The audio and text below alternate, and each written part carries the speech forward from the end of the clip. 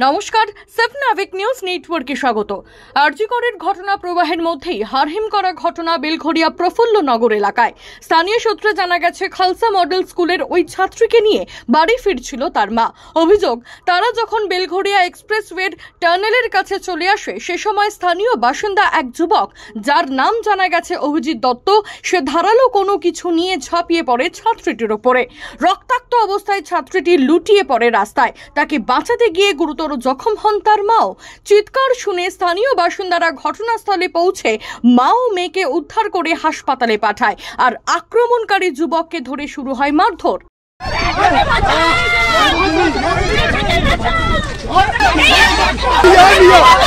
খবর পেয়ে বেলঘড়িয়া থানার পুলিশ পৌঁছে আহত অবস্থায় আক্রমণকারী যুবককে উদ্ধার করে পাঠিয়েছে সাগর দত্ত হাসপাতালে। আর ঘটনার প্রতিবাদে বেলঘড়িয়া এক্সপ্রেসওয়ে অবরোধ করে বিক্ষোভ দেখাচ্ছেন স্থানীয়রা।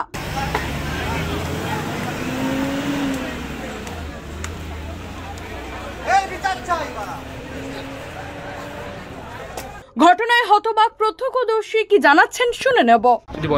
মা ছেলে মেয়েকে নিয়ে যেতে যাচ্ছিল,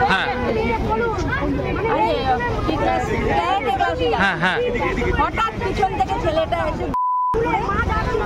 বের করে একদম তাই মাথা বলুন, এগুলো আবার পুলিশ এসে তাকে নিয়ে গেল ছেলেকে।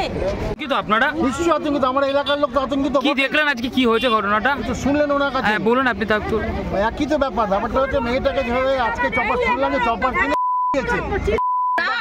দাও দিয়ে ও তো চপার, দাও দিয়ে চপার। আপনি একটা চিন্তা করুন, ওপেন আমরা চারপাশে এত লোক, আর একমাত্র যাতায়াতের রাস্তা।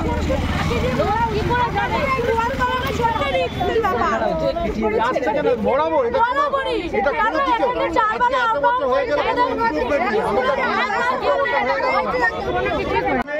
এখান দিয়ে যাচ্ছিল মায়ের সঙ্গে, স্কুল দিয়ে যাচ্ছিল, স্কুল থেকে ওই ব্যাগের থেকে কাঠারি বের করে, নতুন কাঠারি বের করে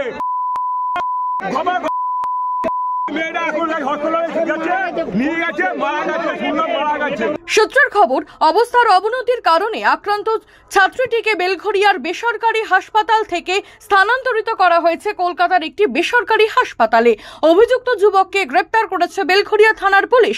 তবে আরজিকর কাণ্ডের পর এত প্রতিবাদ প্রতিরোধের পরেও যে নারীরা সুরক্ষিত নন, তার প্রমাণ ফের মিলল বেলঘড়িয়ায়। বেলঘড়িয়া থেকে রাজা দে, সেভনাভিক নিউজ। সমস্ত খবরের আপডেট পেতে লাইক করে সাবস্ক্রাইব করুন সেভনাভিক নিউজ চ্যানেলটি।